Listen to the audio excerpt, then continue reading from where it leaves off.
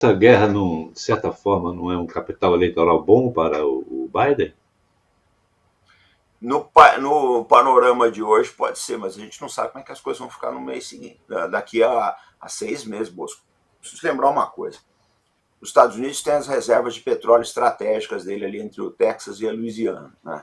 Eu tiro extrato todo mês. De mês a mês, esse estoque está diminuindo. Hoje, o pessoal já está falando em aumento do preço do barril do petróleo. Né? Enquanto eles tiverem reservas de petróleo no Texas para queimar, tudo bem. E a hora que acabar essa reserva, que o bolso do consumidor americano sentir a realidade dos preços internacionais, será que a visão política deles vai ser a mesma? Porque, na verdade, o consumidor médio americano, o eleitor médio, ele não vota com base no que está acontecendo em Kiev, com base no que está acontecendo aí, né, em Paris. Ele quer saber quanto que ele vai pagar na bomba, se ele está conseguindo mandar o filho dele para a faculdade, etc. Então, eu não sei, né, os analistas estão bastante otimistas com relação à economia americana. Vamos dar um crédito para eles. Vamos dizer que, assumir que isso seja o quadro real. Se a economia americana for bem, o presidente Biden se reelege. Acredito que ele vai ser o candidato natural do Partido Democrata, independente de outras candidaturas aí promissoras, como o Robert Kennedy Jr., etc. Eu acho que o Biden tem boa chance, porque ele está com a cadeira na mão. Dificilmente, nunca, acho que raras vezes, um partido, uma convenção de partido vai abrir mão de tentar reeleger o presidente. Então, acho que as chances são todas a favor dele, dentro do Partido Democrata. Agora, quem ele vai enfrentar no pleito, a gente não sabe. Muito provavelmente, há uma chance muito grande, se a justiça não atrapalhar, da gente ter em 2004 a repetição do pleito de 2020, 2024, a repetição do pleito de 2020, que é Biden contra Trump. Trump está vindo com tudo aí, né? Então, é difícil saber. Nas condições atuais, acho que o Biden teria boa chance aí.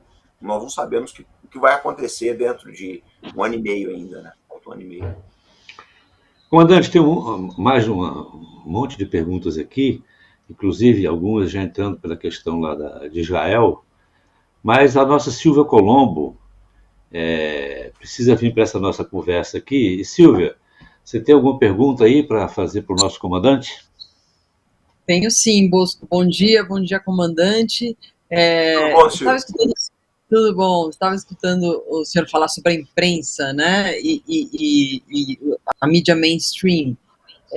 Aí pensando um pouco com relação à posição da América Latina, essa posição de neutralidade de alguns países, ou até essa posição do presidente Lula, que desde que assumiu vem falando da guerra da Ucrânia, da necessidade de paz.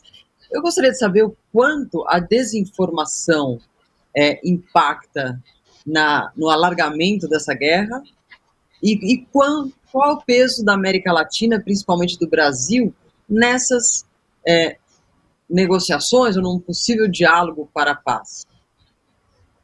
Ô Silvia, a tua pergunta é excelente, porque na verdade a desinformação ela atrapalha nos países que estão financiando a guerra. Não é o caso do Brasil de forma alguma. Aqui, a Annalena Baerbock, né, a ministra alemã, ela esteve aqui no Brasil, ela foi criticada porque ela falou que a dona de casa lá de Cidade Tiradentes, Itaquera, está mais preocupada com o preço do feijão do que da Ucrânia. Bom, a Baerbock ela foi criticada pelo conjunto da obra dela, mas nessa frase ela tinha uma certa razão, porque para nós brasileiros impacta muito pouco. As pessoas na rua não estão preocupadas com a guerra, e com razão também, elas têm outras preocupações mais importantes. O problema todo é a Europa. Porque vamos pegar um exemplo de um país que a gente tem uma afinidade muito grande, uma ligação muito grande, que é Portugal. Portugal é um país pequeno, é um país pobre, com poucos recursos. Aí você vê, Portugal está ajudando a pagar a guerra.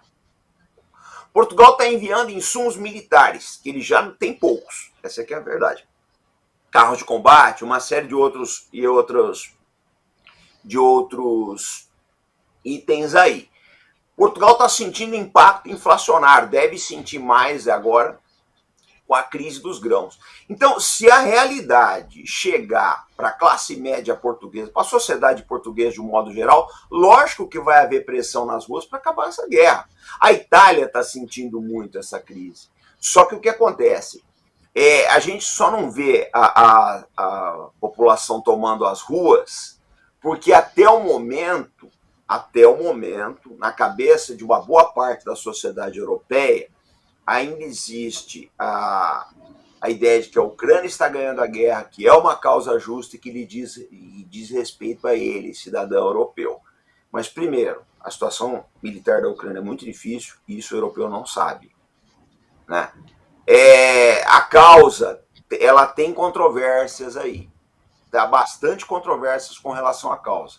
Não vou entrar nesse mérito. E outra, isso não diz respeito ao cidadão italiano, por exemplo. O que está acontecendo na Ucrânia não diz respeito ao cidadão italiano. É uma realidade. Ele está pagando mais caro pela energia, está pagando mais caro pelos cereais aí, e uma coisa que não lhe diz respeito. Se fosse aberto as comportas da informação, eu não sei se a sociedade reagiria da mesma forma, não. Mas isso eu digo sempre. No caso europeu, que eu acho que a Europa é a região do mundo que mais sente as consequências dessa guerra, né? Nos Estados Unidos, eu acho que a economia americana tem muita gordura para queimar, independente de todos os seus problemas, eles têm muita gordura para queimar.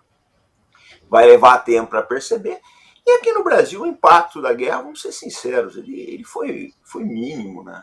A censura, eu converso muito com outros analistas europeus, eu converso muito com eles, e a gente vê que a pressão ali, que a censura é pesada. Eles não conseguem, inclusive, abrir certos sites que a gente abre aqui no Brasil, você não consegue abrir na Europa.